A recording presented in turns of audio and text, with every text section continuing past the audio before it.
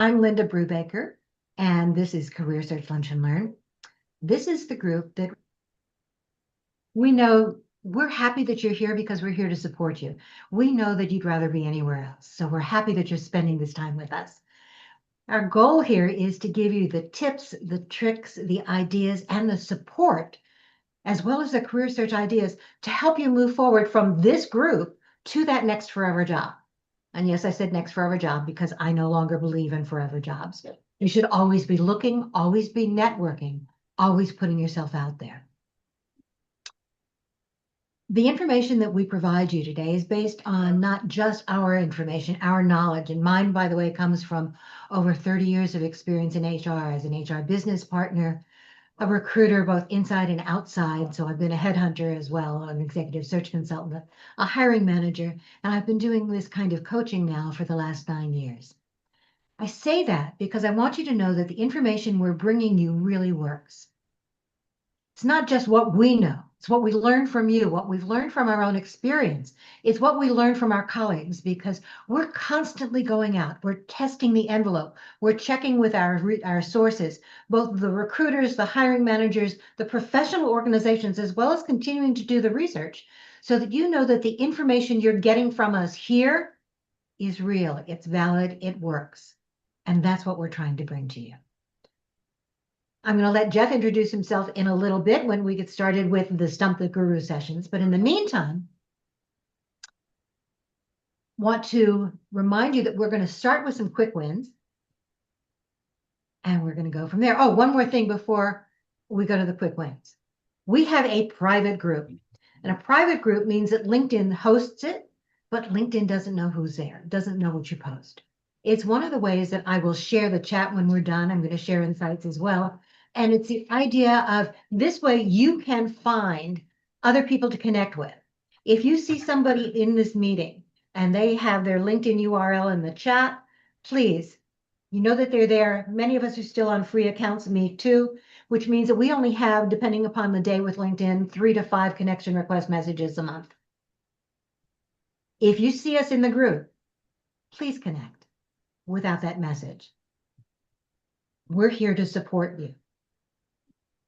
So that's going to be important. So I'm going to put the link to the private chat. When you invite other people to join us for these things, please do it with the link to join Lunch and Learn, not the link to join the private group. In order to join the private group, you actually have to be part of this group. We want to make sure that we're keeping the spammers and the bots out. So that's one of the important things. Okay, I'm done with my spiel. I'm going to put my information in the chat. Let's get started with quick wins. And if you have a quick win, please raise your digital hand so that we can introduce you or we can support you. Let me see who's here today. Actually, I'm going to try something that I don't normally do, but let's try it. We've got a number of people in the room, so I want to welcome you all here.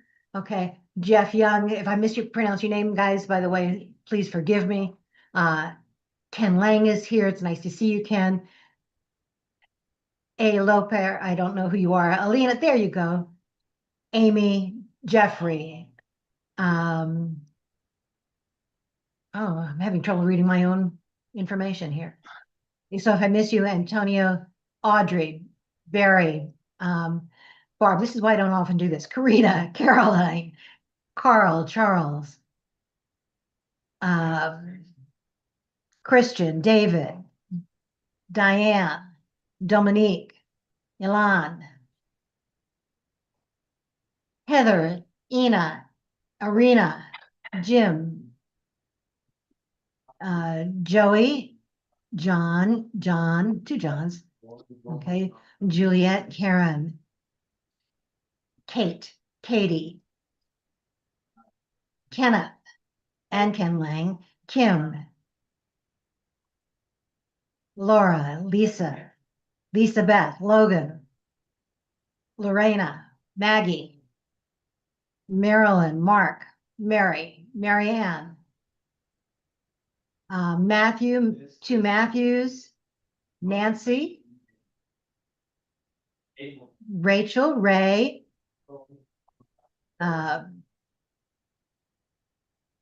Scott, two Scotts, three Scotts, four Scotts, Nice to see you all. Susan, TJ, Tofa, and if I mispronounce your name, I apologize. Tom,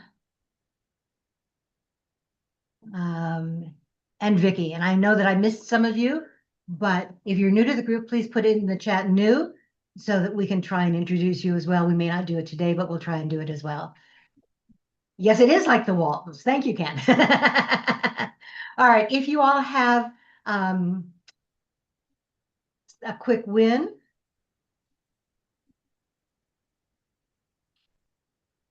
Oh, I'm starting to see hands raised. Very nice. Okay. I'm going to, if you've got a quick win, I'm going to put you on screen. If you've got your camera on, if there's more than one, and I'm hoping there will be, I'm just going to add you to the screen and you can add yourself, or you'll be the next one to talk when your time comes up. Go ahead.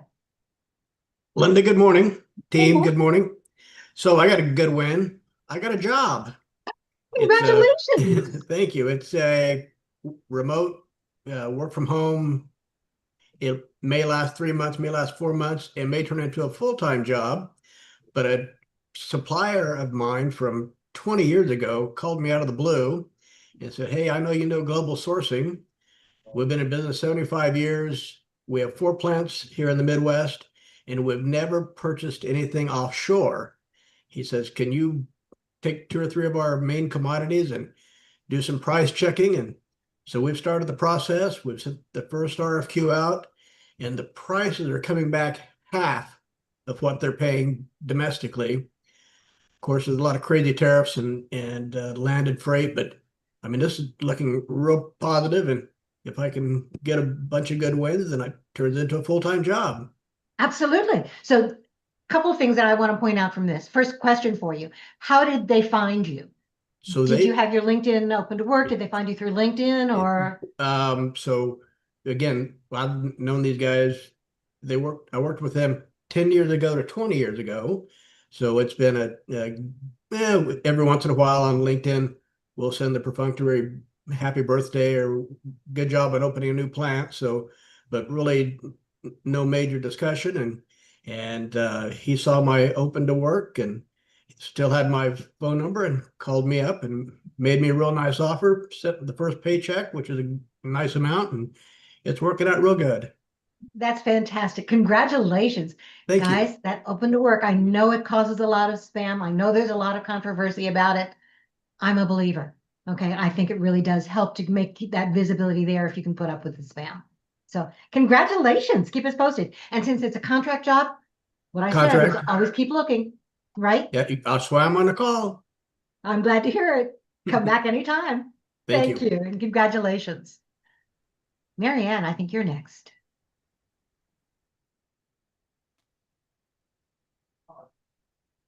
You're Marianne, we muted. can't hear you. There you go. Yep, should have to unmute. Marianne, you're muted. There we go.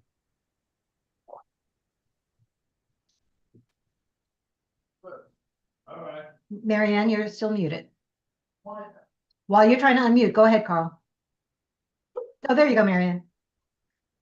Okay, people, I know I'm muted. You don't need to tell me 15 times. Sorry about that. Gotta find Okay, that so mute button. listen, I am just about to wrap up my civil grand jury service with the city and county of San Francisco. And much to my surprise and expectation, it has been an awesome experience. We just had a jury happy hour last night. It's just really, I've met the greatest people. I've learned so much about the city and county of San Francisco. I've gotten to use my editorial skills so much so that I'm going to need new glasses because I spent so much time online trying to edit the reports that we had to write. Anyway, I am promoting. If anyone wants to do civil grand jury experience in your service in your city or town, I highly recommend it. That's fantastic. Congratulations. Now I got to get back to the real world of finding work that pays. You will, but you made some great connections. You've got some other ins and ideas. That's fantastic. Yep. Thank you for doing it and congratulations. Thank you. Carl. Yeah, just a quick win. Had a first round interview with the recruiter for a COO role at a publicly traded company, and was told that he's interested to have a more extended conversation as part of a second round. So yeah, it's still very early in the process, but pretty excited about that. Absolutely. So tell me, how did you find that job? In this case, it was a apply, sort of a blind apply without extensive networking to the recruiter. And I guess he saw there was a good fit, and I look forward to learning more about what specifically triggered me to be of enough of a candidate to be at least included in the initial screening. That's fantastic. So guys, networking helps you find the people that you want to talk with. It helps you get additional information about the roles. It might even get you that foot in the door, but it doesn't have to be that you're going to apply just through networking. We're finding that the idea that networking is there, that it supports what you're doing, is important, but direct applications work. Okay, please don't be scared off. So congratulations, Carl. Keep us posted. Let us know how we can support you in the process. Thank you. Of course. Anybody else?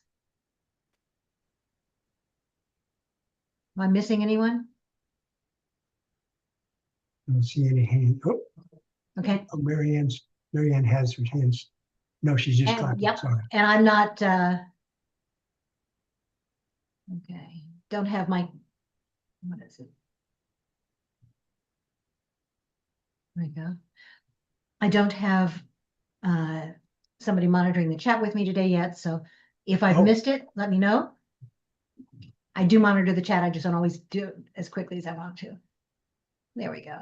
Okay. So if you've got another quick win, please always let us know. If you are new to the group, please let us know that as well. Okay, we have a minute or two that we can invite you to do that. By the way, Jeff mentioned before we started today that I had a quick LinkedIn post tip. Okay, I'm sharing that now.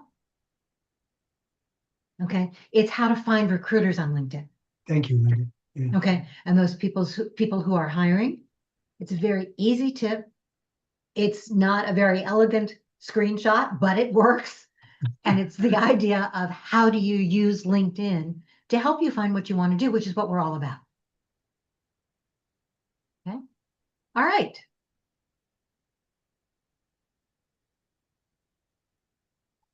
Oh, one more thing. By the way, for those of you who were here the last couple of weeks and you know I've been having trouble with LinkedIn, ta-da, it's working. I think I can actually comment on your comments today. We'll see. LinkedIn technology and Zoom technology works when it works. All right, we're going to start our session. So if you've got a question to stump the guru, get it ready, because I'm going to let Jeff introduce himself, and we're going to go from there. All right. Thank you, Linda. And like I said before we started this thing, we've had this set up for 3 months. It's finally the day. It's here. We can actually get it rolling. We're rocking and rolling to have some fun. My name's Jeff Young. I am the LinkedIn guru. Namaste. For folks who don't know me, and I see a lot of new faces out there, I don't call myself the LinkedIn guru. My network called me that, and it stuck. It's just one of those things that stuck. And a lot of times people, people have joked with me about the fact that GURU is an acronym and it stands for General Understanding Relatively Useless. So instead of that, I actually like to say that no, GURU stands for Get Through and Cover the Real Usefulness instead. So that's why I'm here today, is to help you do that. And I'm open to any questions. I love questions. There's always something new happening on LinkedIn. One of the things that brought to mind is that contract jobs are something that people can find through LinkedIn just as well as anything else. And once you've got that contract job, now you've got an opportunity to take that contract job and make it a full-time job by doing such a great job for them that they can't do without you, right? So, but you're gonna find out that a couple of things about me today. Either I'm just crazy or I'm crazy about LinkedIn, okay? Which I think is probably the better way to describe it. I am crazy about LinkedIn because I've been doing LinkedIn so long. I'm a guru, if you look it up in the dictionary, stands for teacher. Okay? And that's, by the way, why I've got the boy in blue behind me here as far as my background is concerned with the big red S, okay? Because I sometimes introduce myself by saying, hi, I'm a LinkedIn teacher what's your superpower? Okay. So from that standpoint, please feel free to ask any questions. I'm a teacher and I love questions, and I, I'm not going to tell you that my way is the only way of doing something, because I will also tell you that my philosophy as far as teaching is concerned is that I believe that the best teachers show you where to look, but they don't necessarily tell you what to see.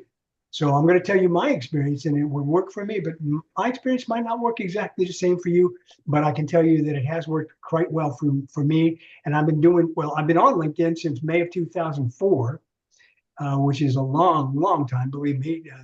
I'm only 1 year less than LinkedIn's actually been in existence, because LinkedIn's been in existence since May of 2003. And I've been teaching it since 2008. So that's where I'm coming from. And I'm open to any question you folks have. I know I see a lot of familiar faces, but I also see a lot of new faces. So new questions are good too. And any question you have is open for open season. So who's going to start the questioning? If you've got a question, please raise your digital hand.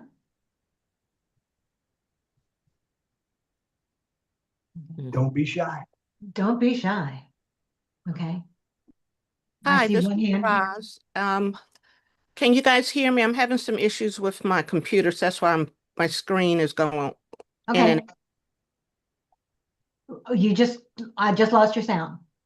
you did, yeah. There you go. Now you're back. We got you. Okay, all right. So thank you, Jeff, for being here with the group. I'm new to the My group. I've come a few times, but I'm new to meeting you. So one of the questions that I have with LinkedIn, what is the real truth about the postings? I'm seeing postings from others that are anywhere from minutes old to sometimes days or weeks old. Right. And what can I do to make certain that I'm really getting the most recent postings?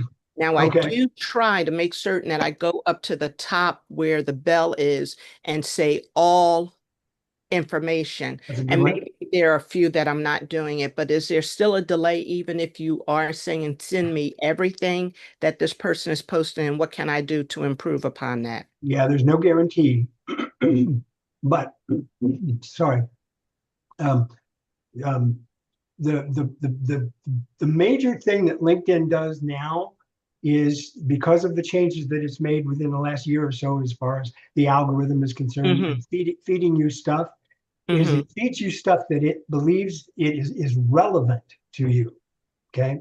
Yes. Now, how can you make LinkedIn understand that you believe what a particular person or a particular type of post or et cetera? How can you make that more relevant to you? Okay? Yes. The best way is to at least react to it. The better way than that is to actually comment on it. Okay. Oh, okay. Because when you actually comment on something, LinkedIn says, oh, you really like this enough to comment on it. So therefore, that we'll give you more of it. So treat it kind of like, what Pandora is. Okay? Yes. Everybody knows what the Pandora music app is. You give it thumbs up, thumbs down. Well, at least thumbs up it, or you can't really thumbs down it. Although you can do that as well. Yes. Okay? If you see stuff that's not relevant to you, on every single one of the posts, you have an opportunity to comment on it if you like it, or use the 3 dots and tell LinkedIn that this is not relevant to me. You literally, let me show you what I'm talking about there. I mean, this is a good opportunity to share my screen and show you what I'm talking about just from my main feed. Okay, anything that you see on your feed.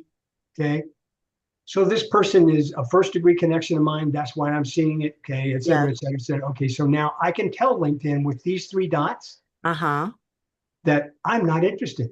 Oh, okay. So most people don't realize those 3 dots are even there. And I sometimes recommend as a best practice, if you see 3 dots, click on it, because it might give you some extra information and some extra options. And I can tell LinkedIn, and I'm not interested in that post. And as a matter of fact, if it's something that is really bad, it's racist or it's hateful or it's something that you definitely don't want to see inside of your feed, you can report that post and report that to LinkedIn, and LinkedIn will then monitor that and see that you don't want to see that. And they might take it away from everybody. For everybody, as a matter of fact. All right. Okay. Does that help? Perfect. It does. Yes. Thank you very much. You're welcome. Okay, I'm going to put another couple of people up on the screen. Okay. Ellen, I think you're next. Okay, thank you. So, hi, I read recently, ironically on LinkedIn, that recruiters will look at your resumes that you have used on LinkedIn, whether it's 5 days old, 5 years old, what have you. Yeah. So I read that we should go into our settings, go to data privacy, and then under job seeking preferences, go to the resumes and delete them, delete all Yeah. the old ones, because they tend to look at the older resumes first. Yeah, as a matter of fact, that's right. That was actually a tip that I saw from a friend of mine not too long ago as a post. Okay, and it is absolutely true. As a matter of fact, in many instances, I don't even recommend putting a resume on LinkedIn. I honestly don't recommend upload. Thank you. Yeah, Linda's giving me a hand on that one. Yeah, I don't even recommend putting it up there because your resume is something that should be tailored to a specific job description, not just generalized. And LinkedIn is more than anything else generalized. It's your general career as opposed to your actual career. But yes, definitely delete the old ones. But I would even recommend not even using it in because no matter what, even when you do use LinkedIn to do an easy apply or an application through LinkedIn, you can supply the resume that goes with that application from your own hard drive. So Yeah. instead of having something up there that might not represent you the way you want it, it's easier to just represent you as you do it. These were from years ago. I mean, I didn't even remember that they were there, but I deleted them all. It also said to turn off, in addition to that, I turn off, what was it? There was a toggle also, even though you remove it, to turn it off. Well, So check your job. to know. Check your job preferences because those preferences need to be set up correctly so that so that you can get access to those. Yes. As a matter of fact, one of the things that we talk about all the time, and I get questions about all the time, is the open to work. Okay. Now, most people have realized that open to work is something that you can, LinkedIn has a couple of different options, features there. Okay. When you set yourself as open to work, you can then choose as a part of that setting, because you put in titles, you put in locations, et cetera, give as much information as you can to recruiters. It's making sure that recruiters can find you, right? But one of the things that is there is that LinkedIn says you can only show this to recruiters, okay? Or you can show it to everyone on LinkedIn. And so that's a big deal. Again, if you are especially new into the job search process, I would make it available to everyone because that way anyone in your network will see that you actually are open to work. There's that little green, badge, the green frame. Okay.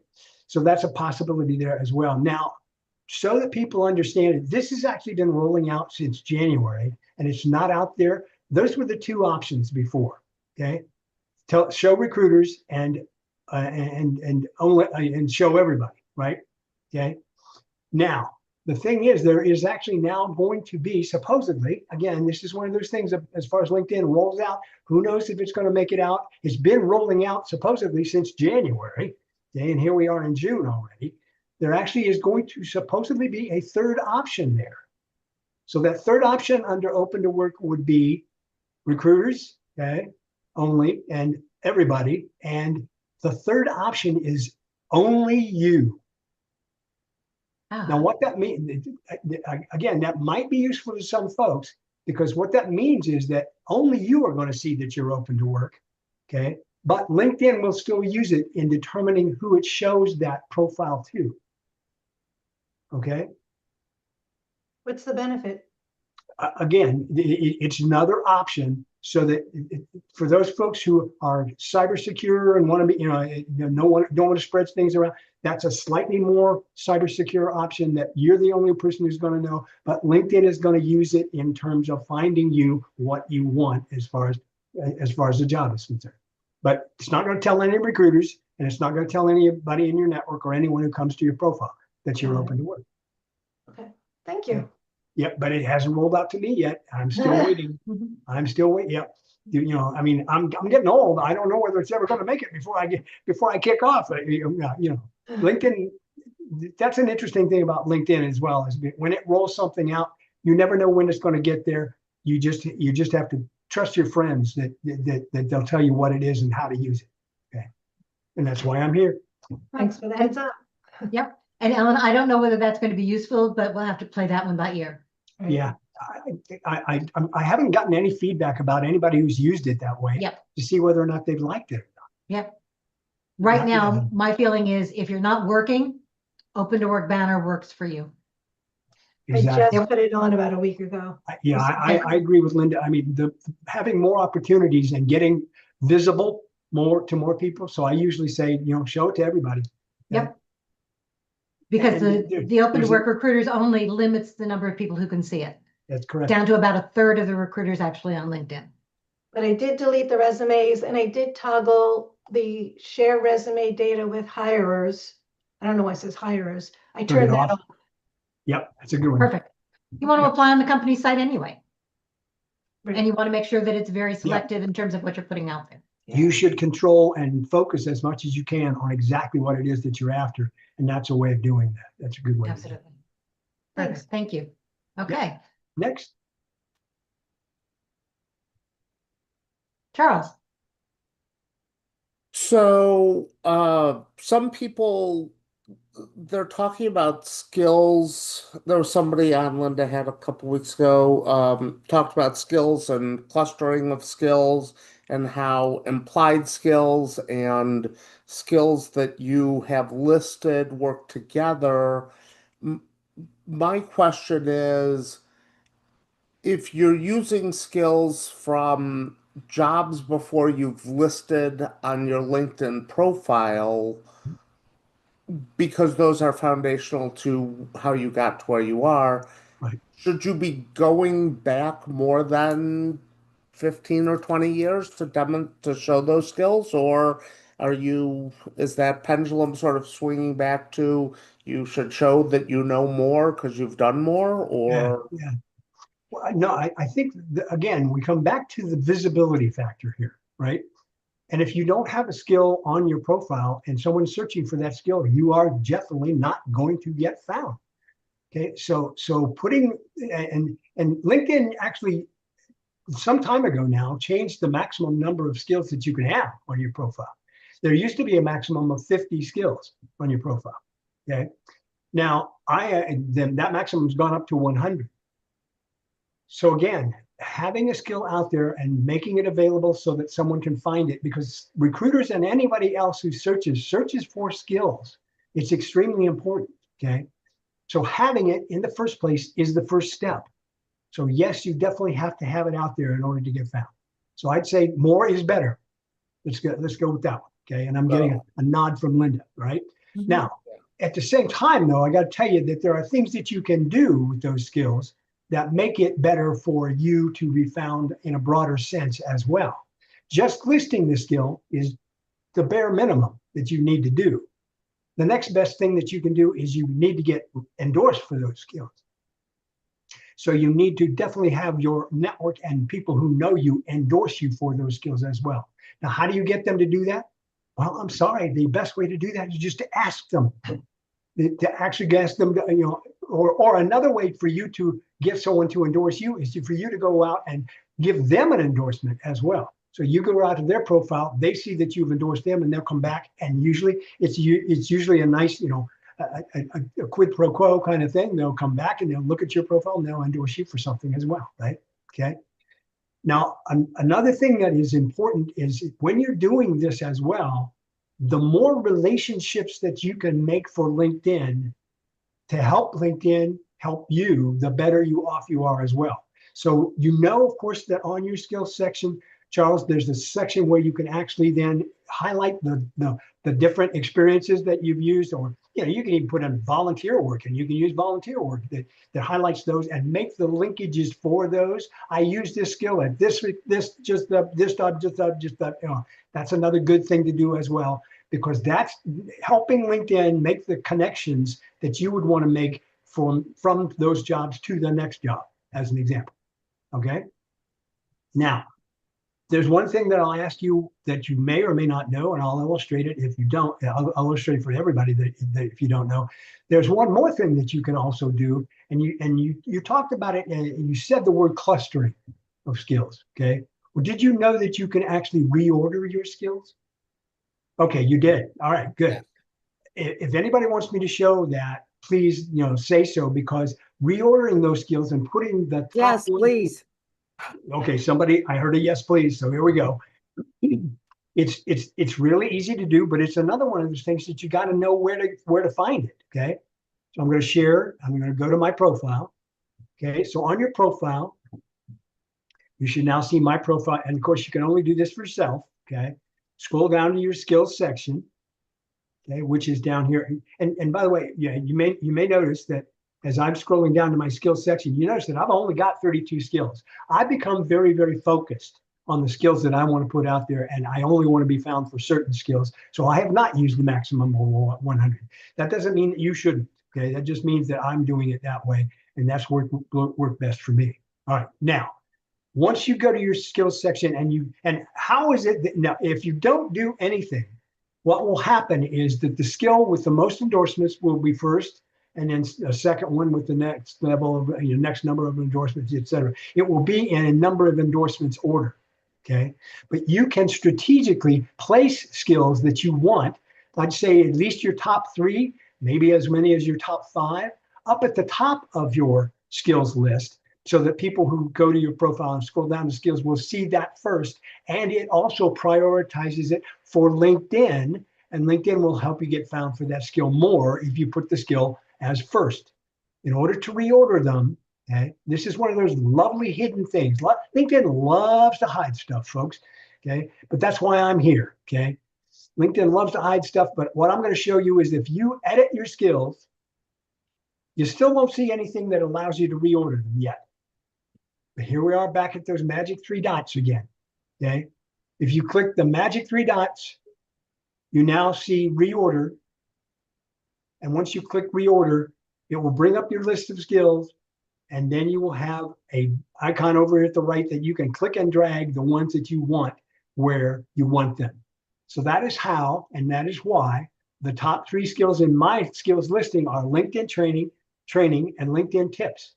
Those are extremely important, and those are the ones I want to be found for first, because I'm a LinkedIn trainer.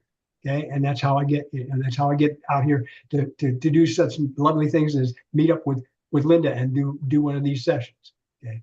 So moving things around, you can move that up. You can move anything you want up to the top, okay? And that will make a big difference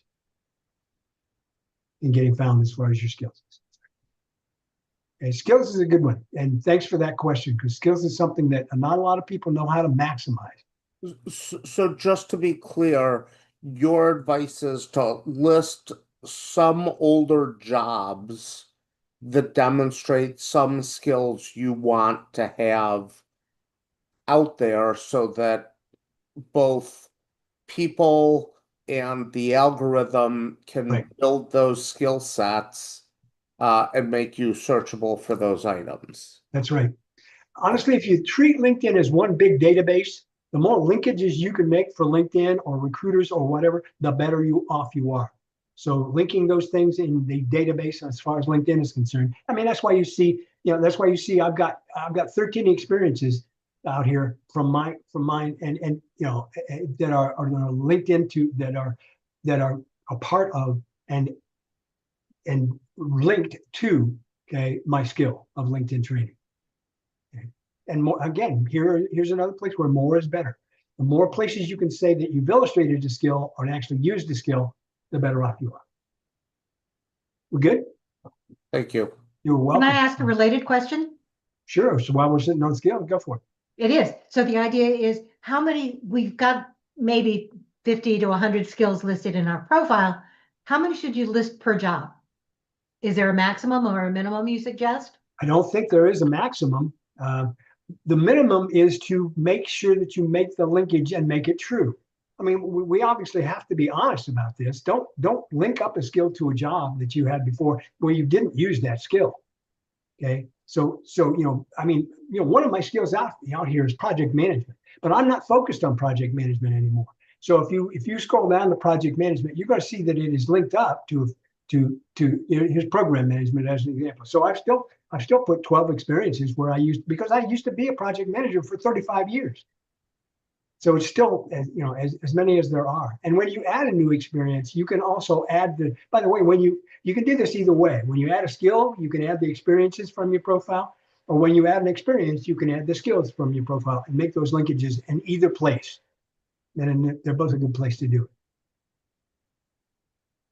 Good? Absolutely. Thank you. You're welcome. TJ, Now, there's I one think more you're thing next. that I should mention Go about ahead. skills. One more thing that I should mention about skills before we leave this, okay? And that is when you add a skill, okay, it is always best to add a skill that is what is called a market value filter. And in order for you to realize what that is, okay, when you add a skill and you start typing a skill, okay, so when you start typing supply chain, okay, all of the things that come up that are related to that will show up here so that you might want to, if you type enough of it, see all of these skills that are listed in the pull down. Every single one of those is what's called a market value filter. And they are better skills to use than typing in something that is not in LinkedIn's database. Remember, this is a database environment. So make sure that you use a skill that LinkedIn suggests if you can. If you can't and you have to put something else out there, then put it out there, but make sure you get endorsed for it as well. But it is more useful to you to have one of these skills match up to one of LinkedIn's pull down database, a market value filter. And that's true in many different places, by the way, on LinkedIn. Perfect. Thank you. Gotcha. Thank you, Charles. Wonderful question. Okay. TJ, I think you're next. Yeah, based on the LinkedIn algorithm, they are wanting you to highlight your work of your knowledge. What is the best practice on reposting something? Because I see a lot of people make a post, but it might be something to add, or when is it appropriate to make a comment versus reposting it? Well, okay. Here's the thing that is, it's kind of it's not necessarily an algorithm kind of thing, although it is obviously every activity you do, TJ, on LinkedIn is telling the algorithm something, right? But right. To me, repost with thoughts versus repost, okay, is actually more of an etiquette thing, okay? Because here's what happens. If you repost somebody's stuff, if I went out there and I reposted Linda's post about the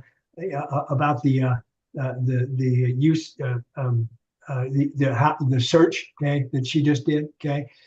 If I do a repost of that without adding my own comment, okay, during the repost itself, okay, then what I'm doing is telling LinkedIn I'm focusing on the author, not on myself, okay. If you repost with your thoughts, you're putting your 2 cents worth in there, and it actually is now your post, not her post. You understand what I'm saying when I do that? Because of the fact that now, because what happens when you do repost with thoughts is it loses all the comments that were with the original author's post. So I would rather repost and take all those comments with me. And oh, by the way, what I will do is, first of all, I'll comment on her post, and then I'll do the repost. So from an etiquette standpoint, that's better to me. And I think that again is being a better networking person in terms of doing that. And I very, very, very rarely ever repost with my own thoughts anymore. Yeah. Could you give us an example of that? Because that was the same question that Timothy had that I had. Okay. Well, sure. Again, let me go to I'll share up my screen. Okay. And let me go to Linda and go to her post. Okay. Which I'm going to do here real quickly and scroll down to her post. So here's your post, right? So here's your quick LinkedIn tip. I'm going to bring that one up. Every single opportunity of you helping someone else is a good thing to do on LinkedIn, believe me. But every single post that's out there has these options down at the bottom. Okay, react, comment, repost, or send. Now, all of those are interesting, and if you've got questions about what each of those things mean, then let me know. But right now, we're concentrating on comment. Obviously, if I comment, it will actually allow me to put a comment on Linda's post. Okay. So that means I'm joining the conversation. Boy, is that a Okay. good thing to do.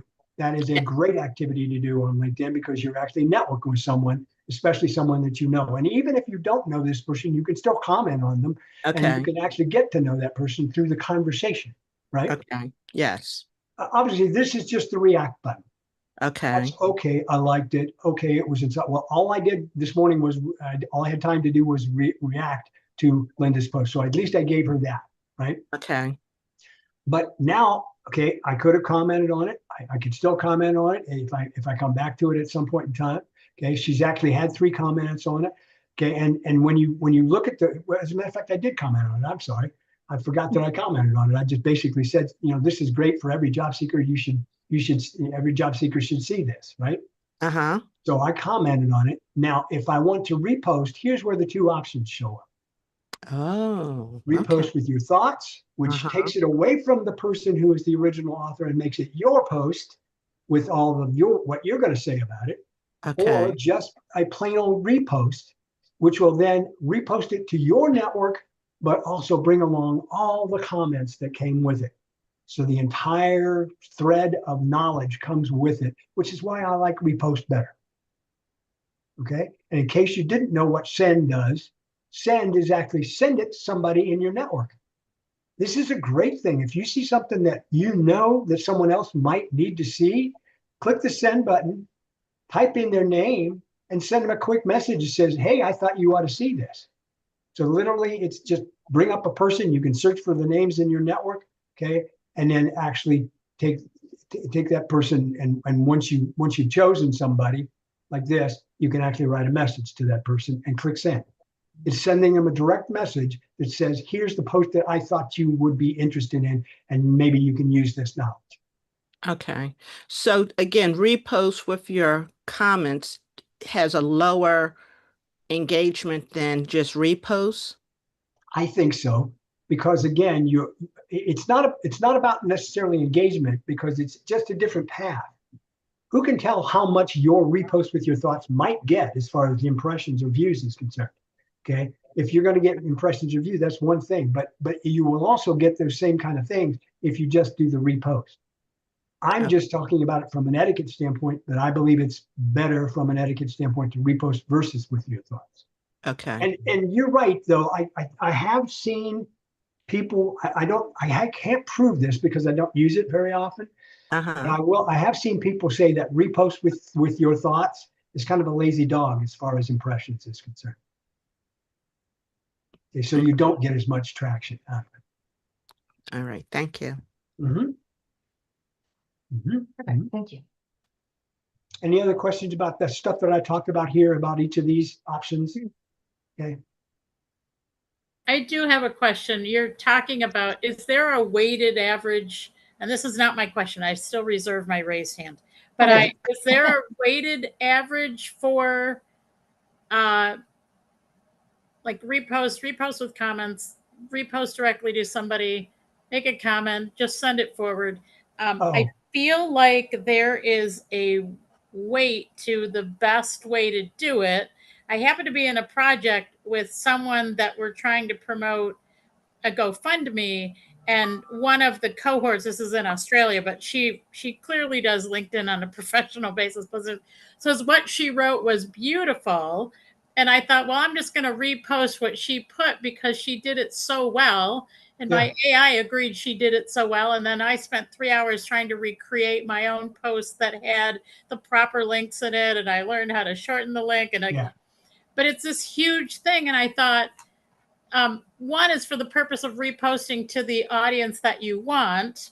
But another is if I'm trying to promote myself with content or expertise or playing the game of LinkedIn, if I'm trying to self-promote or do my expertise or get attention back to me, is the algorithm now with their AI, I'm hearing in the background of everything that you're saying that this is to promote the profitability of LinkedIn, which makes sense. Even if you are open to jobs, but it's only for you, then you want to promote Prime because you want to be able to see, or not Prime, what's the in, right? So you can see who has what and who's seeing what.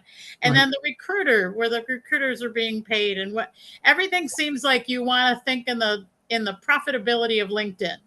So you bringing them an audience. I heard you say that, or you're bringing certain. So I think that's the way we need to think now, right? Well, it's why what you really need to do is not necessarily, I mean, yes, LinkedIn is a business. Okay.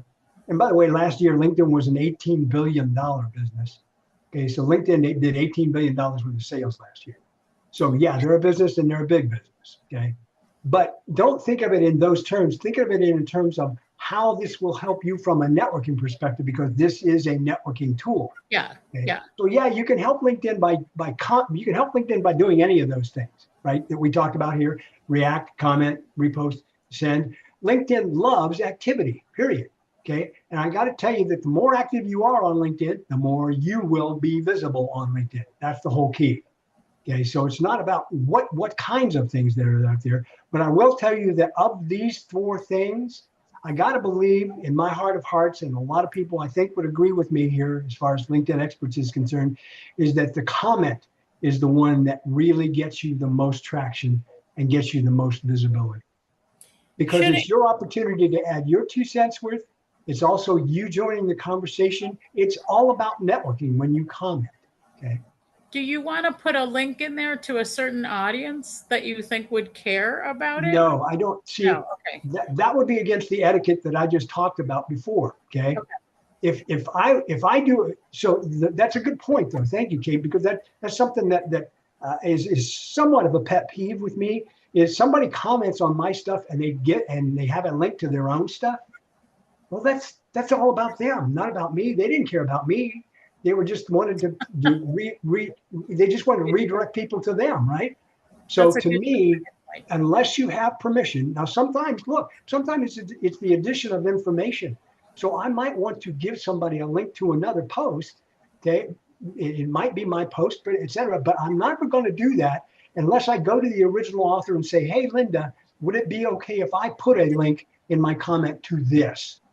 Being again the proper etiquette and asking for permission to do that, because it's just not very kosher to do it by just pointing somebody in a different direction away from the original author. That's just my take on it. Points. But I'm sorry, Jeff, but if you say so-and-so's post and you add them and they're linked to it and you give them credit, is that acceptable without asking permission? Because you're referring to the original author. Well, no, if you're referring back to the original author, yeah, that's still okay. Okay. Yeah, but again, I'm talking about taking it. I'm talking about taking and giving a link to something I did, as opposed to something the original author did. Okay, I'm never going to do that unless I've got permission. And some people have given me carte blanche and allowed me to do that because we collaborate all the time. So those people will do the same thing for me, and etc. So, but again, it's it's the social part of the social media. Okay, you have to be a good social citizen out here, and I think that's a part of doing that. I had to follow up on that. So, is there too many people tagging people in a post? What's the tagging? Like adding somebody, let's say. You mean mentioning somebody? Yeah. Tagging somebody. Okay.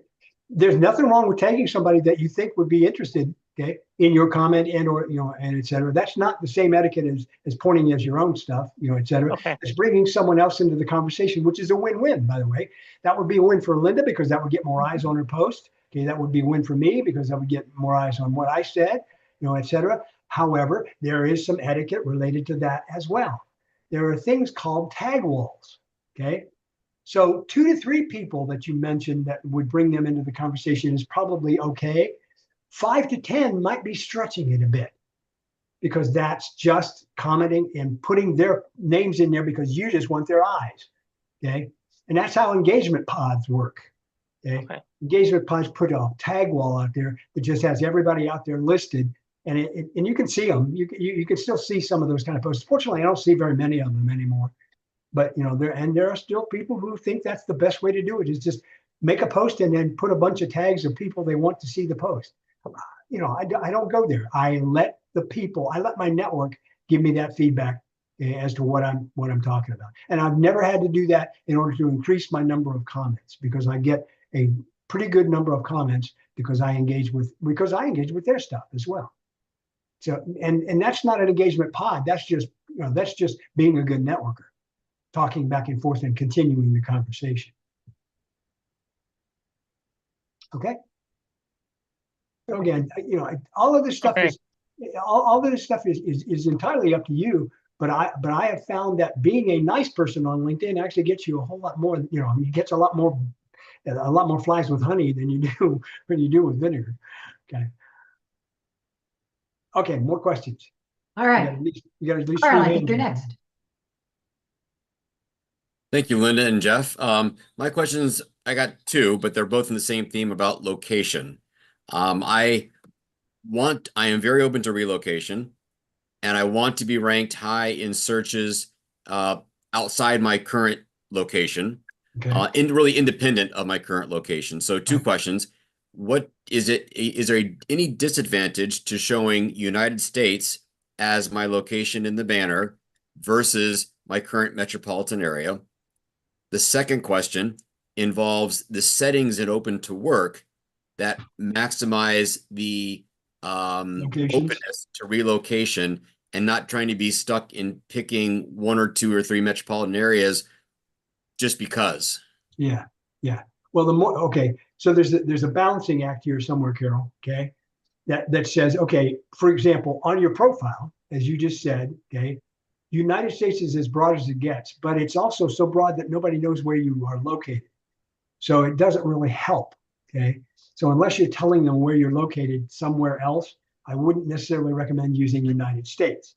You only get one location on your profile. Okay. However, that doesn't mean that one location has to stay that way forever and ever. Okay. You can actually go out there once every month or two and change it to some other location that might be one of your target locations. Okay.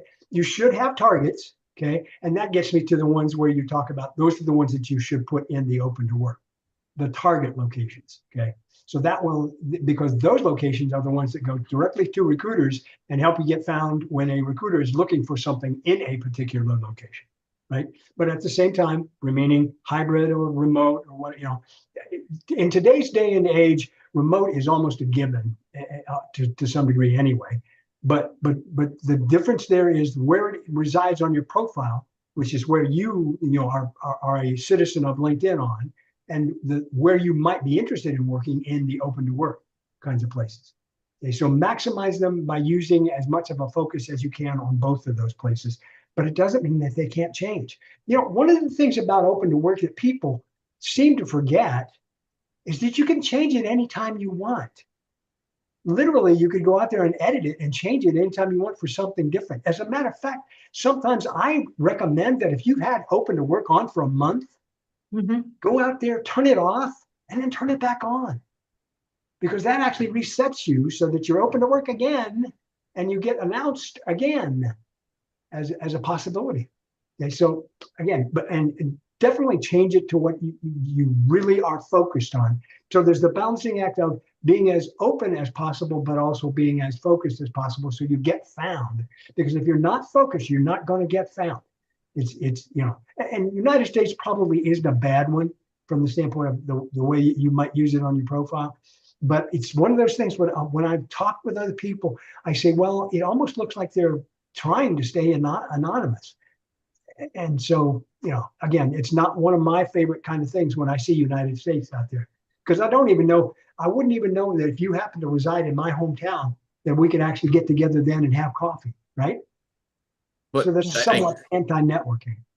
I am currently showing my current metropolitan area, but I'm also in the kind of jobs that LinkedIn is through its algorithm promoting to me. A lot of them are in this area. I don't want to stay in this area, right? Yeah. I'm pretty flexible as to where I want to go. I want to get that. I'm really prioritizing more so than the next job's location, the next job and company fit.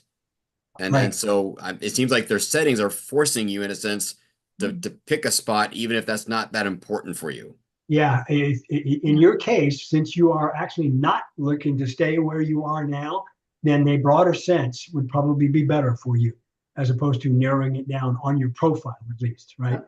You know, because of the fact that that will help you get found in a broader sense as far as searches are concerned. And that's the whole key. That's what drives the search to begin with, is the stuff that's on your profile. Everything that's on your profile.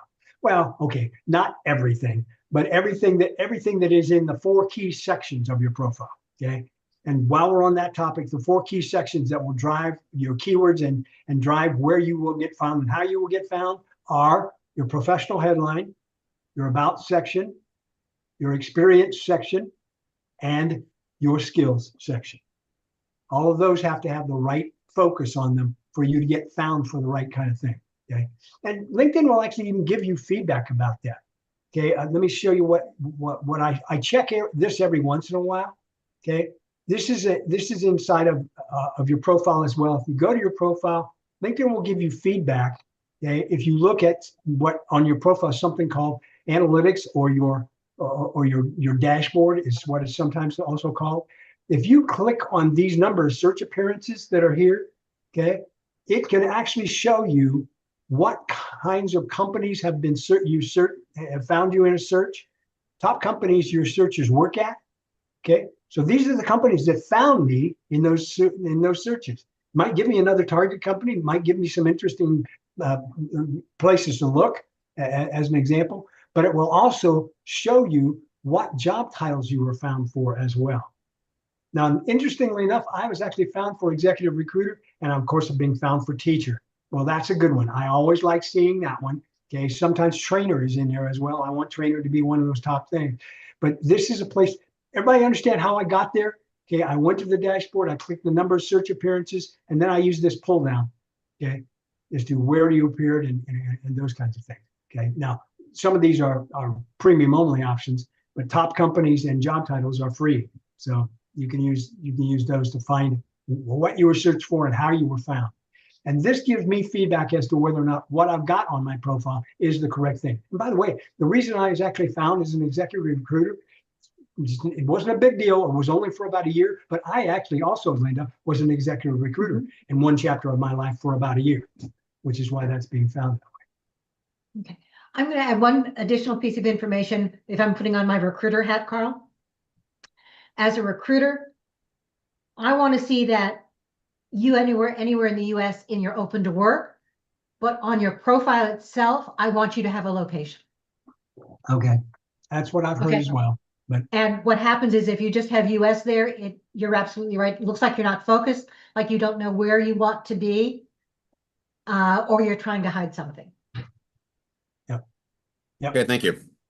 Okay. Good feedback. Thanks. And as Jeff said, you can change that every once in a while if you want to on where your location is Absolutely. to the one spot you really want to be found for. Remember, your zip code is still going to be there in the background if I need it. Yeah, and that's one of the things that when you put in a zip code, by the way, when I put in 43220, it comes up with 2 options. It comes up with Columbus, Ohio, or it comes up with Columbus, Ohio metropolitan area. And that's why I'm always using metropolitan area, because that's a wider search criteria than just Columbus. Okay, perfect. Thank you. Okay. Okay. Kim, next. Kim, you're next. Hi, yes, I was noticing on your profile, you have in light gray next to your name pronunciation, comment there. How did you do that? Okay, let me go to my profile. It says again. respect to all. Oh, right. That actually is a reuse or a different use of something that is already there. It's in it is actually called the gender pronouns area. Okay. So sometimes you'll see somebody who's she, her, et cetera. Well, what I did was in the intro section, what I did was I used that gender pronoun to just say respect for all. Oh, that's excellent idea. Thank you. Which I thought was that's who I am. That's who yes. I mean, when I say namaste, I actually understand what namaste really means because a friend of mine in India told me what it actually means. Okay, it means the spirit inside of me respects and honors the spirit inside of you, and that's why that's there. Thank you. Would it be bad to do something else besides something like that? Some kind of I've piece seen about, I've seen other people use it for other kinds of things, almost like a little tagline kind of yeah, thing. that's what I was as wondering. such. As a matter of fact, I wonder, hang on, I think there's, let me see if I can bring up a guy who I think might have used it this way. Craig, there, see, he put measured steps, big wins. He's a coach. So I got no problem with that. It's again, it's all in knowing what it says and why you say it, right? Just because I didn't use it, I don't think LinkedIn will fault you too much for not using it as gender pronouns, okay? Because it's an optional field in the first place. Okay. Thank you so much. That's all. My pleasure. Yeah. Jeff, Jeff, for this audience, I will just interject that I've actually used that same field to show actively interviewing or something like that in my profile to convey very Good clearly idea. I'm in the hunt. And again, the more you can tell people that, the better off you are. Absolutely. Great job. Yeah. Thank you. By the way, if you haven't enabled that name pronunciation, do it, because it's also not just how do you pronounce your name. You can say a couple of things. You got 10 seconds to talk a little bit about you, and your voice helps make you that real person. More personable. Yep. Absolutely. Yep. It's all a part of your brand, and that's a good, and again, especially for people who have a slightly, I mean, look, with a name like Jeff Young, I'm not going to go out there and tell people how to pronounce it. Okay. You know, but I have used it for something that is branded. Exactly. Lisa Beth. Hi there. Okay. You've touched a lot on skills. I'm going to go back to that for a second because a few questions on that. One, when it looks like you've been endorsed a lot recently, Me? do people, well, just in general, when someone's been Okay. endorsed a lot recently, Okay. does it raise a flag as to who's been endorsing you when you have, oh, wait, she has 20 endorsements in the past couple of weeks, and who are these people who's endorsing them? That's the first part. And the second is to get to the endorsement level, because I understand now it's 99 endorsements to be an expert level. How does that affect you in terms of recruiters finding you, or where does that work in terms of the background in LinkedIn? Okay. Well, so the first one, in terms of, I don't think LinkedIn or the algorithm itself makes a determination about the quality of the endorsement. It really just looks at the fact that it has been done. Yeah. I'm talking about who might be looking at that. Well, okay, but the reason for the endorsements is about who is looking at it after the fact. Okay, because just because you have 50 or 99 endorsements on a skill is not going to get you found more for that skill. It's all about who's searching for that skill, right? But once they search for that skill, bring you up and look at that skill, then that makes the difference. It's just the same thing as recommendations, okay? Recommendations actually is not one of the areas, not one of the sections of your profile that in anything that you've got in recommendations is going to help you get found, because it's not one of the 4 major sections that's searched, okay? But after you get found, having those recommendations is still extremely important because someone else said you had that skill, or that or you gave you a recommendation and took the time to actually give you a testimonial. Okay, so now on the other thing that you talked about was the number of endorsements that you have. It doesn't make a difference. Again, it doesn't make as much of a difference as the fact that you've actually gotten some and you've gone through the process. It is especially important when someone looks at your profile after the fact. It really doesn't help up front, but it does help after they get there.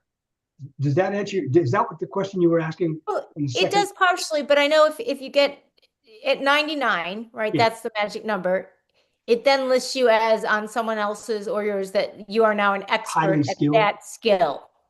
Yeah. So what does that do on the back end, if anything, for recruiters? And does it put you into a different category anywhere in LinkedIn? Does it do anything different? Again, not as far as finding you in the search, but as far as finding you after the search, that would put you in a higher level. Now, there are even things on there. If you actually have gone out and looked at the skills, I don't know, I've done this a long time, but you would actually see that that LinkedIn will actually tell you that it's been endorsed by these 3 people who are highly skilled at this, right? Right. That's what I'm talking about. Yeah, and if that's what you're talking about, then yes, that will help definitely. Okay, but again, it's after the fact. It won't help you get found more frequently, but it will help you prove, Okay. I mean, it's all about the social proof. Okay. And that's why, you know, that's why endorsements and recommendations are still important. Okay. Because of the fact that it's someone else saying that you've got this skill. And again, it's one of those things where it's not supposed to be it's not supposed to be a scratch my back, I'll scratch your back kind of thing. It is supposed to be an honest representation of the fact that you do or do not have that skill. Okay. But yes, we know that people do the scratch my back, I'll scratch your back kind of thing for endorsements too. Well, you know, there's nothing wrong with, again, there's nothing wrong with, you know, I don't physically go out there and say, Linda, I will endorse you for this skill if you'll endorse me for that one. Right, exactly. That's ridiculous. Okay. That's too much work. Okay. I'll just go out and endorse you for the skill I think you have. And then if you come back and endorse me for a skill or two, okay, fine.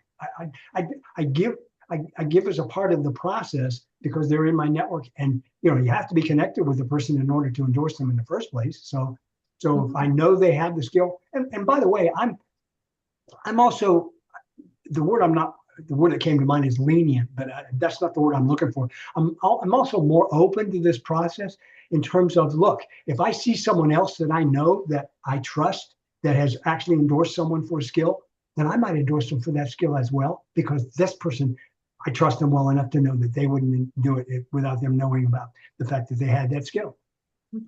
Okay.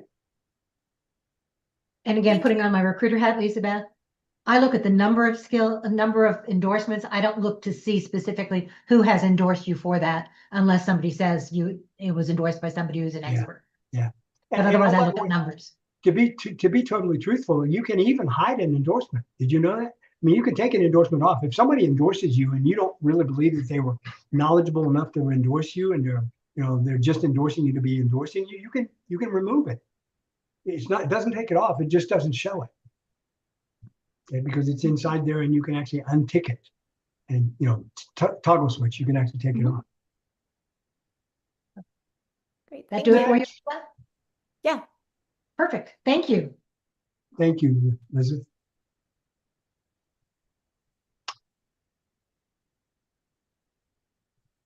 Kate's next.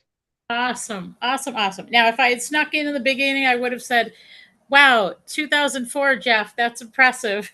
and I would have said, my favorite was when it used to give you the local networking seed and you could go out and find things. And then we went through the evolution of, it was a marketing tool for companies. So we'd have company meetings and who was going to endorse who and what we were going to say. Remember when there was a map that actually showed you your first, second, and third degree, and you could actually go point at them and actually see who they were just from the map? Yeah, that was pretty cool. And then I taught Career Navigator for 2 years, and we were distributing the Forbes article that came out. And I was so impressed that the salespeople made $400,000. I've always held as a big stick, like I should go work for LinkedIn and make all that money on the recruiter side. Anyways, we've had a lot of big updates. I'm still a little shell shocked from the last update about, Microsoft is applying AI, and there's a new way to do this on the block. I would like to ask you, because I'm not going to come up with a question that's going to stump you, but I want you to share those people that came up with really valid stumpy questions. So in the last month or so, it looks like that's when this big update has occurred. And my takeaway was that the amount of activity, the amount of endorsements, the quality of endorsements, how often you're touching your LinkedIn. So what would you tell has been the biggest change in the last month that you would say is really, really relevant to a job searcher who's got a really outdated profile? What are the things I'm redoing and refocusing on? Because I think there is a tremendous amount of change if you want to be caught in these found algorithms. Right. But also I'm worried that, what is the value of in now? Do we really need to have an in profile, and what we should know about in people that we're working with on LinkedIn? Is there new things coming on that front? So I just want to pick your brain. What would you say of all the things that have come out? What's the most relevant to pay attention to? Oh, the other thing is they used to have great LinkedIn classes. The classes that LinkedIn offered used to be phenomenal. Are there any good classes that they're offering? Have they changed that bit of it, or is it not as relevant? LinkedIn Learning has always been fairly good as far as I can tell. I mean, it's got a myriad and lots of different classes. So I'll start with that. One of the things that is a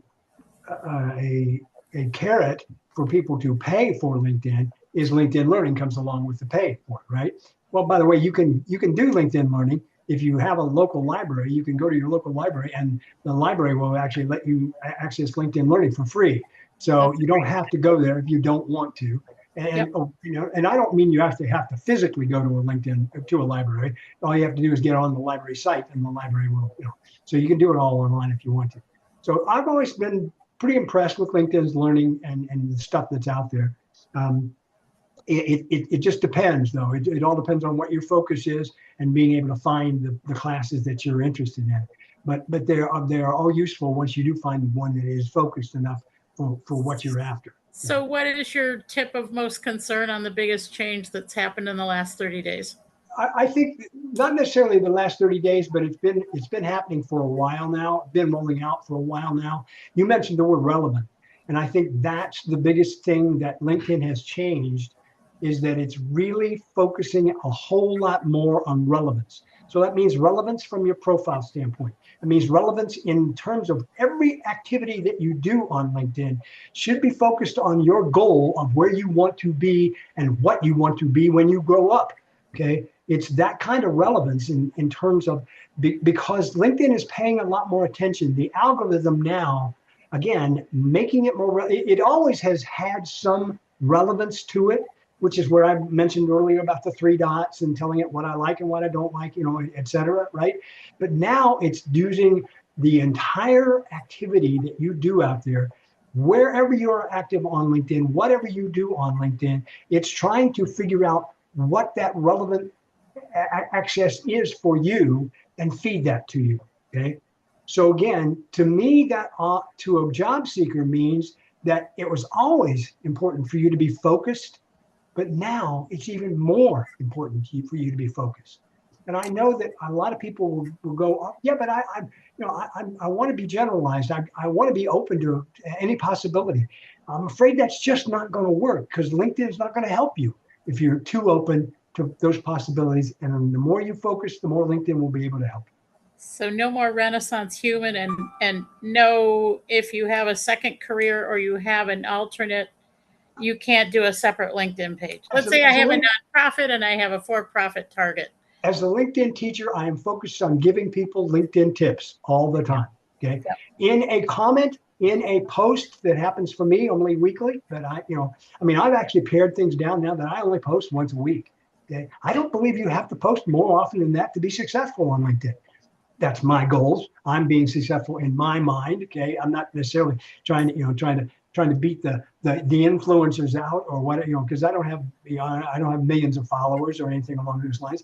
But from my network standpoint and the way I network, that's what's worked best for me. So for me, the focus is on that. Again, even in those keywords, if you look at my profile, you're going to see the 3 keywords: LinkedIn training, and LinkedIn tips. You're going to see it everywhere. I can almost guarantee you that, well, I can actually show you how I can show it to you. I can tell you that I've got LinkedIn training or LinkedIn trainer on my profile 27 different times. That's great. Because I want to be found more than the person who has a 26, okay? That's a part of, that's my focusing LinkedIn because I've got those keywords out there. And even in the new algorithm, those keywords are still important, but they're important from a relevance standpoint. Can I ask you a question about skills? There used to be some extra benefits of looking up what LinkedIn would tell you on trending for the skills.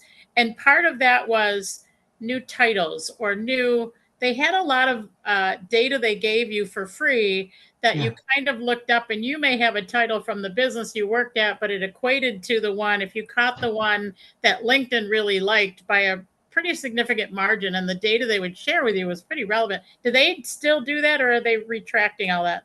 No, I think that's out there somewhere. There used to be a really good feature out there on LinkedIn where you could actually take and build a resume from your LinkedIn profile and then use a job title, and it would tell you, that unfortunately I believe is gone. Okay. Okay, so they're not sharing what's trending.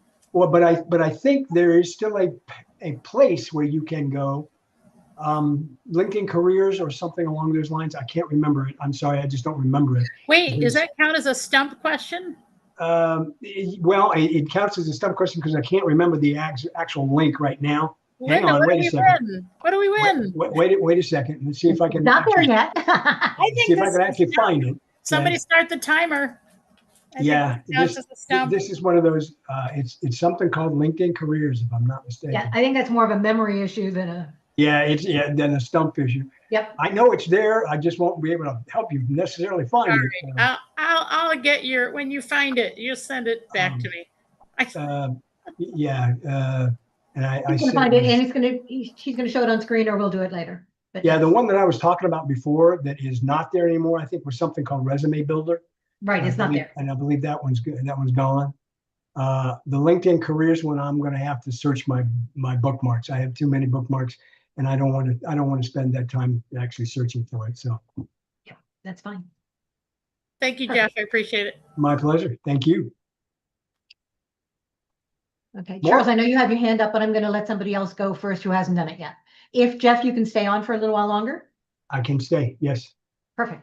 All right. Kim. Hi, Kim. Hi, it'll be quick. It was like more like 2 comments. It's one of the painful things I did recently was removing the skills because I had modified them. So where I had these endorsements for years from people from the past, now I'm back to 0 and of course rearrange. And that one killed me. I have to tell you, that killed me to everybody. It's just like, so many skills I had where I was trying to redefine it and not realizing basically from one of our other webinars that needing to put, the one that LinkedIn has. So that I'm just saying that's painful, guys. So I need a lot of people to re-endorse me. Yep. And the other comment was, like, if those of individuals who are not like in New York or something, you can get the remote New York City library card and then do the LinkedIn. So that's what I was testing to see how it worked. So at least anybody else, you can just go to New York City remotely and get your library card there.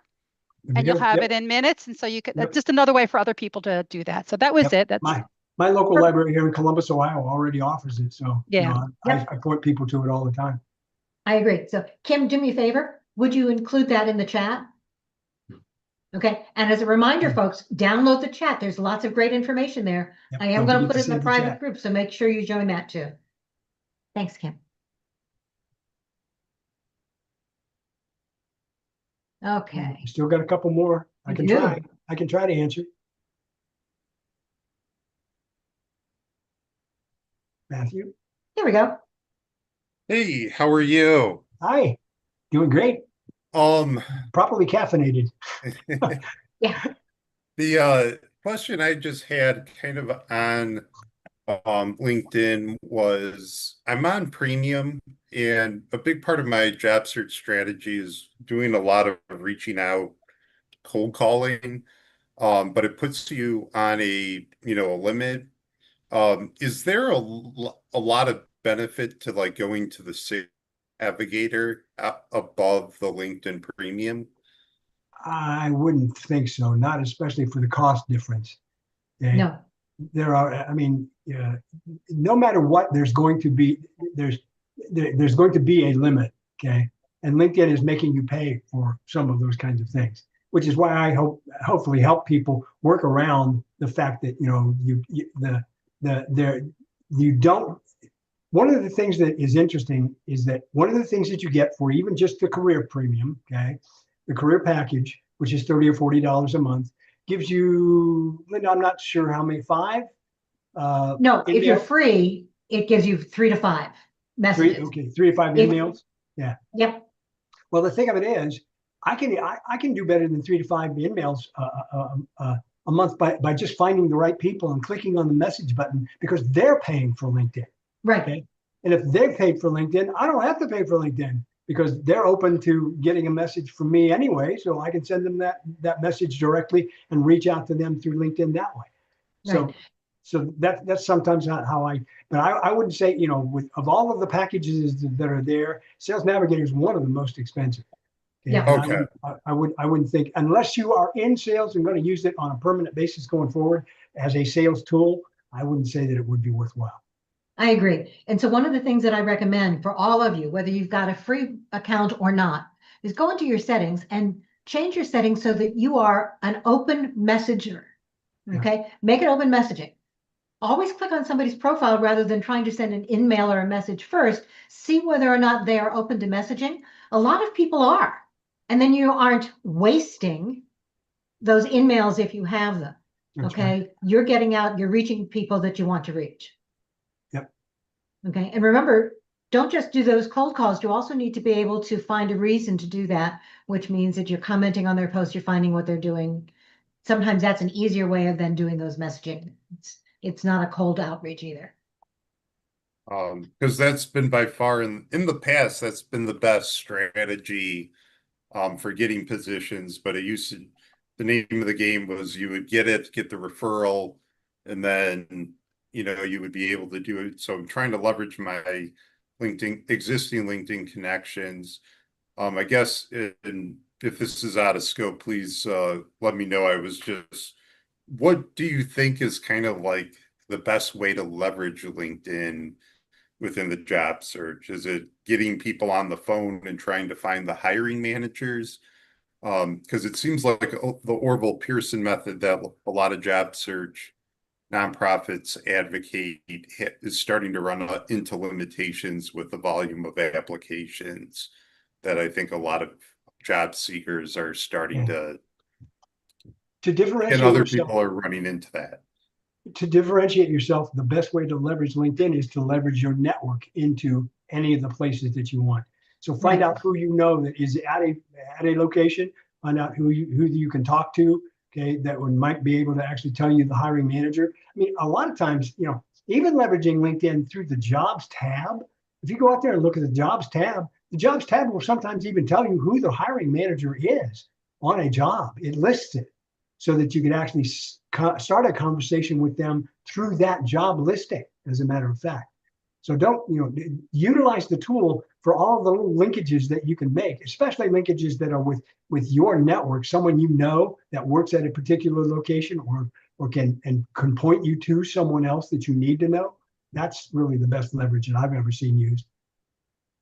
And I guess the main thing is I need to start commenting on people's posts.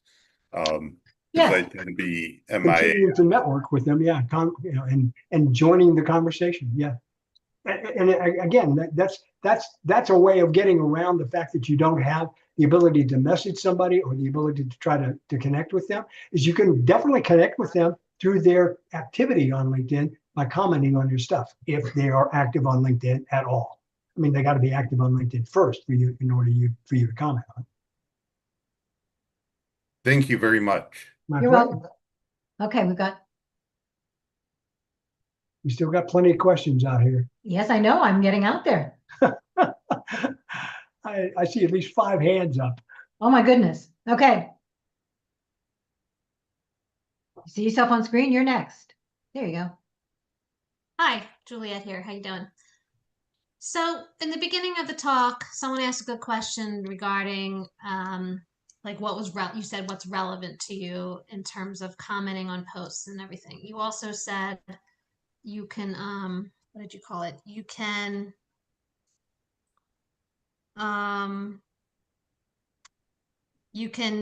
say that this is not relevant to me, something like that, the 3 in the dots? drop down with the 3 dots. Okay. Yeah. I was trying to do that under jobs and I'm stuck. So here's what I'm wondering. Based on, it says like in your job section, the first section is jobs based on your preferences. And then I pay for premium. So mine says under premium jobs where you'd be a top applicant. Okay. So all of this is based on searches I've put in, right? Partially, yeah. My question is like, let's say you follow several companies in your industry. Mhm. Now I am getting jobs from some of them, but how do I know I'm getting all, right? So I think the question was like, how do you know that what's being fed to you is the most latest and greatest jobs or the ones you want? And since LinkedIn thinks it knows what is best for you, if you want to check that or search outside of what's being fed to you, Right. Is there a way to do that? Or Well, yeah, best you can search, reply? you can search yourself for the jobs, okay? That you, What would you believe are search? the Like most by, relevant. I mean, I don't know Yeah, what's so- posted, right? Like titles could vary. Yeah, but again, that stuff that's out there, if you tell Link, the more, first of all, the very first thing that you need to do is you need to make sure that your profile is focused enough so that it is giving you the jobs that it thinks are relevant. Okay. Well, that's a work in progress, the profile, Yes, but it it's been a is. profile. It's not new. I've been a LinkedIn member for so many years, right? So in general, I do get a lot of relevant jobs. But if I just want to Okay. like customize it to make sure that I'm getting jobs for the companies that I'm following, or again, just making sure it's scooping up the latest and greatest in my field, In was terms there of another following the setting I'm company, missing? in terms of following a company, did you follow the company or did you follow the company and then double bell the follow? I have You no know what idea I'm- about a double bell. No. Okay. So, In other words, you hit the bell twice. so it's time to Well, I share know, that. but I don't think so. When No, you hit the I've, bell twice, it says I'll you're do the going to follow button next to a company name. Yep. And then, of course, I've searched separately under jobs. I put in different search terms, you know, just to say it differently Yep. when I'm looking at jobs. That helps. I think you're doing the right kind of things, but I wanted you to understand that there's two levels of follow. Okay. Okay. Because one of the things that will make sure that you see what is going on out there and from a particular company is, of course, I'm already following, okay, this company, right? Mm-hmm. And I have double belled it. When I followed it originally, it came up with a single bell. But then after I followed it originally, I went up here, clicked on that and told it I wanted to see all. Okay. So I didn't know that that. makes it What's more, the benefit of that? What is that doing with an what algorithm? that's saying is now I'm going to see everything that company's got, and I'm Right. going to get those kind of posts and those kind of jobs. That way I'm going to see more relevant, even more relevant than what it thinks is personalized based on your activity. Okay. So I'm going to see everything, and I'm going to save that and basically tell that company that I want to see everything that they've got out there, and that allows me to make sure that I'm seeing more of what they've Okay. got, and I won't miss something that might have been useful to me. Okay. So That's one cool. of the I didn't ways. know But about but that. it sounds like though, honestly, it sounds like though, Juliet, that you're doing exactly the right kind of things. You're interacting with it. You're telling it more, and the more you tell it, the more the more relevant it will get for you. Okay. That's you're doing the right kind of things. I wouldn't suggest anything different. Yeah, I couldn't really imagine that it wasn't feeding me, but similar to how someone was saying, like once you put in your location, it's not going to show you another location unless you physically change it to search in that city, specifically, right? So same thing with job titles. I'll put in different searches and I put in even in my preferences, right? Like different titles that maybe would be relevant or what I'd Yep. want. So I think it's feeding me all of that. I just wanted to see if there was any other tricks or settings that I was missing. I don't know of So- anything else other than feeding it those kinds of informations in those different spots. That sounds like exactly the right thing. Thanks. The other thing that I might do, Juliet, is do a manual search every once in a while. Yeah. Instead of That's waiting what for them that's what to I feed said it to before. you do it. So Go that's in in and like the search. top search bar, Linda? Go into the top search bar, and even in jobs. Yeah. Yep. Okay, Search go for into jobs specific- and search for just that company. Okay, in that location, and see what kinds of things are coming up. And if Right. you're not sure what kinds of titles to use, when you see if you've got those target companies, you can check to see what kinds of jobs might be out there. But the other thing is that you can then search for activities rather than titles, because titles keep changing. And if you find this is the thing that I want to do, okay, during the course of the day, start looking for that, see which jobs pop up, and that will give you some job titles to start looking at.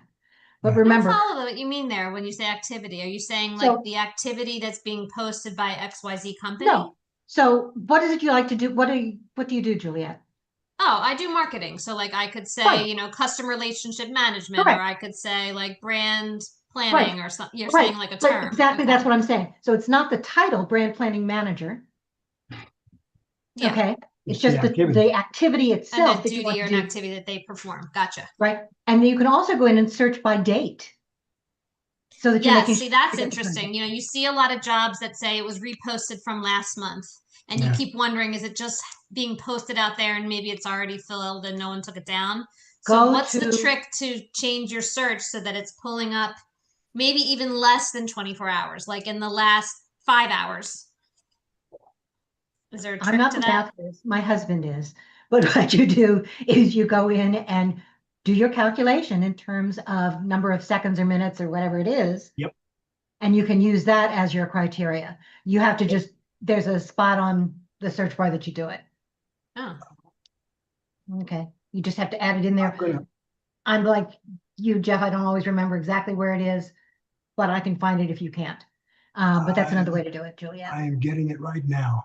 Okay. Thank And you. by the I'm way, going- do I'm not going apply there. on LinkedIn. Apply on the company website. yes, agreed. Okay. In fact, usually when you hit apply on LinkedIn, at least for me, it takes me to a company. I don't want you to hit apply on the company website. I don't want you to hit apply on LinkedIn at all. I want you to go directly to the company website. Okay. What happens there that you're avoiding? Is there something on the back end there that you're There's referring to? several things on the back end. Number one, you know that it's a real job that's being currently looked at Mm-hmm. if you're going directly to the site.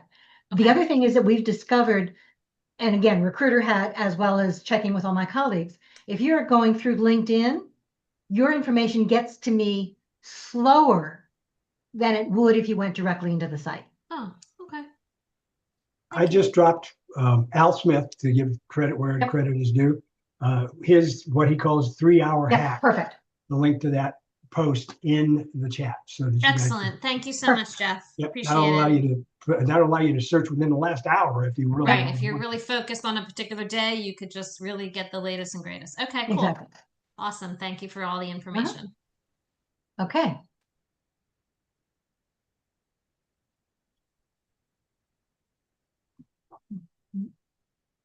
Me? Yep, you. Jonathan? Okay. Well, the kind of really it's one question, but there's a brief second one. The brief second one is, what's a good time of day to say, to post up open to work or whatever?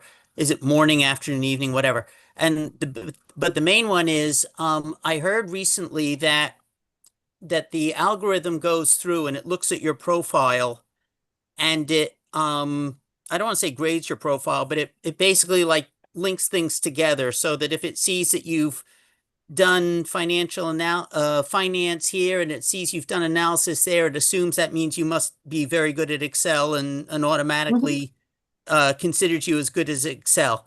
Does it also look at like other things like projects and volunteer work and publications and outside the things, or is it just work experience and that's it? Oh, no. Again, I talked about the four places that you have to have a focus on your profile for being found in a search.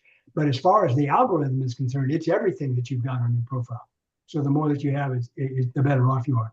And in terms of when to post your open to work is when you need to, okay? Just post it and put it out there when you need to, and tell recruiters as much information as you can to help them focus on what they should be focused on to help you find the next job. So there's no specific time frame that I would say, just the fact that you do it, okay, makes the most difference. Okay, and as I said earlier, sometimes if it's been out there for a month, turn it off and turn it back on, because that will reset it. That's a good thing. Yep. So if you've done like volunteer work that connects with finance or something like that, Yeah. but you haven't actually got it in your work experience, you've just got it under volunteer, the algorithm will pick it up. Yeah, Yes. we'll pick that up. Yes, absolutely. Okay, thanks. Make sure that you add those skills though to that volunteer work as well. Right. Yeah, thanks. Yeah. Okay, we are past our hour and a half. Jeff, if you can stay for another couple of minutes, that would be great. If not, we completely understand. I can stay for another couple of minutes, but I doubt I we're can going to always- get everybody's questions. No, we're not going to get everybody. That's one of the reasons that I say if we didn't get to your question, we'll try and get to it another time. Okay, either in another session, okay, or another way of doing it. But make sure that your questions are listed in the chat. Another reminder to download the chat, guys, before we go to the next question. And that is, there are two ways to do it. One is to go up to the top where it says Career Search Lunch and Learn, those 3 magic dots. Click on that, and one of them says Save Chat. You may want to wait until we're done or do it several times. You can also do it the old-fashioned way, which is the way I do it, which is click anywhere into the chat, select all, and then copy into a Word doc. That makes sure that your links are linkable, clickable. Okay. But I will put it in the private group as well. Outstanding. We're going to stay on just for another couple of minutes. Okay, just because I've got a 1 o'clock too. Okay, Logan. Hey there, Jeff. Quick question. I know that you used to be able to, within LinkedIn, search for jobs where it said you'd be a top applicant, and they got rid of that function. Is any workaround or proxy for that? It's still going to identify some of those for you. But It again, will, but just flat out, that's not a filter at the top. Yeah, that as a filter, I don't think so. It's been a while, but let me look real quickly in the jobs tab to see if there's something there as far as a filter is concerned. But I don't think so. Yeah, it certainly comes up with the ones that you'll see, but you got to go job by job. And yeah, I think you do. I think it is on a job by job basis.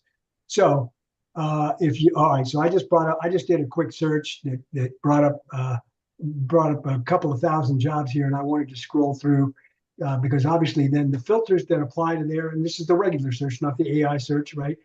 I can sort by most relevant or recent. I can do the past 24 hours. I can use an experience level filter. I can filter for a specific company. I can filter for a specific job type, like volunteer or contract, et cetera, remote, hybrid, et cetera, whether it's got easy apply. One of the ones that I like is something that says has verifications. I actually like to use that one a lot. Locations, industries, you can pick certain industries, you can pick certain job functions, you can pick you can even say under 10 applicants in your network or fair chance employer, and salaries and benefits, nothing that says most qualified, okay? So, yeah. One quick question. Do you know if LinkedIn takes quote unquote suggestions from paying? LinkedIn what? Takes suggestions that we can send into LinkedIn and say, hey, yes. idea for a new release. Yeah, yes, absolutely, they do. There's a couple of different places. I would just basically use the help feature to log something, and there's a feedback form there. Okay. There's a feedback button that you can press, and you can give LinkedIn feedback. And the more the people that do that, the better off it gets, because I've actually seen that happen where LinkedIn started to roll something out, and the feedback has been so negative on it that they've stopped rolling it out. Yep. Yeah. Okay, that was it. Thank you. You're welcome. Okay, last question. Charles, thank you for your patience. Absolutely. Mine goes back to skills. It'll be a quick question. Sure. Excuse me. As I was looking at my skills, I saw that LinkedIn chose to assign jobs to several of my skills, which would be, I assume, an AI feature. I would have thought that wouldn't have happened unless you told it to, but. Well, I scrolled down further and some of my skills are not assigned to any job. And so my question becomes, does that mean the AI doesn't necessarily, they're not able to recognize how that's connected to a particular job? Or those are skills I should consider removing because there's not enough visibility on my profile? Or I should add those older jobs that I removed so I didn't seem so old, even though I am. That would demonstrate those skills, because the big push was don't go so far back that you'll be discriminated against for age. Well, and that's not as important on LinkedIn as it would be on your resume, as an example. Okay. The reason, one of my rules of thumb there, Charles, is that I put something on my profile if it's going to help me get found for what I want to be in the future. Okay. So it doesn't matter how old it is. Okay. Doesn't matter that I got my bachelor's degree in 1980. It's out there, and I've got, and it says 1980, et cetera. Right now, to me, I can't prove this, but I would, unless this has been a change, I would never have thought that AI or LinkedIn itself would make those linkages for you of skills to particular jobs. Linda's shaking her head as well. I don't think so. So you maybe did that earlier. Okay, I would never.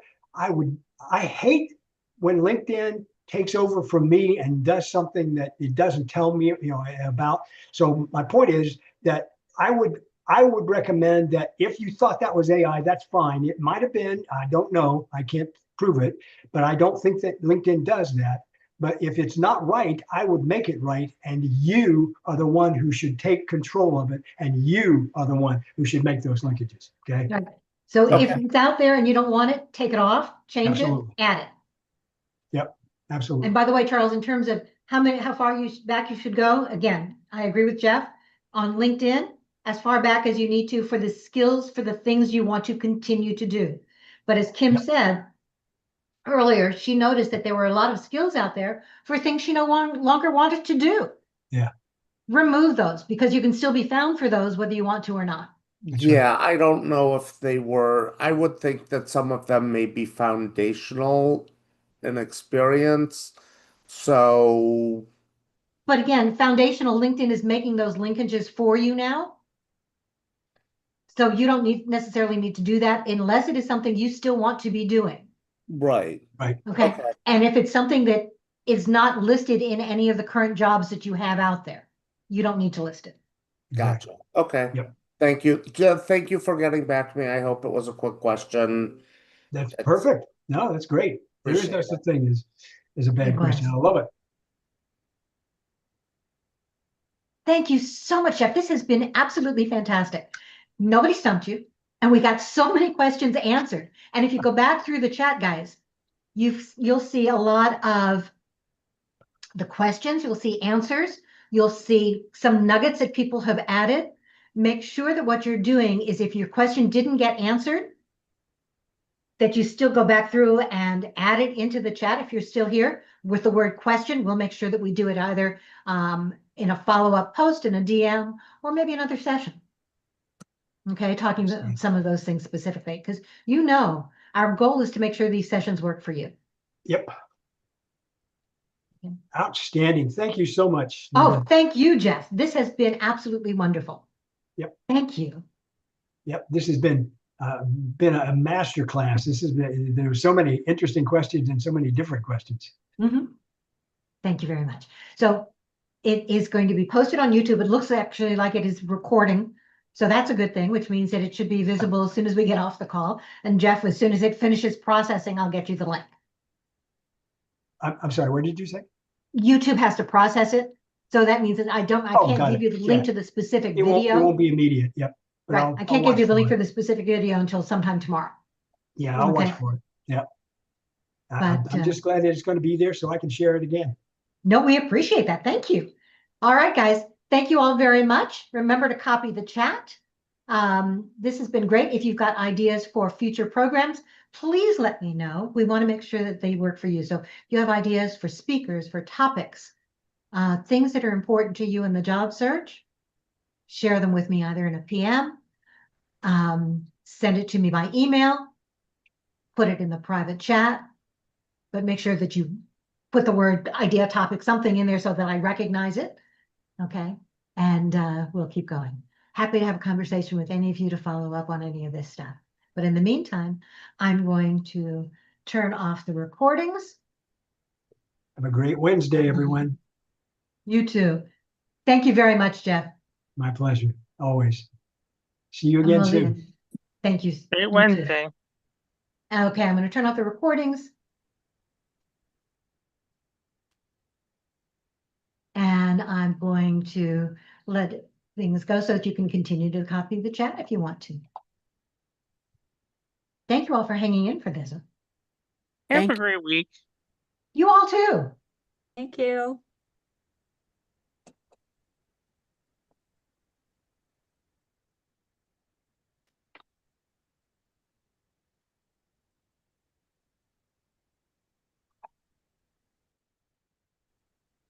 Thank you. Have a great week, everyone.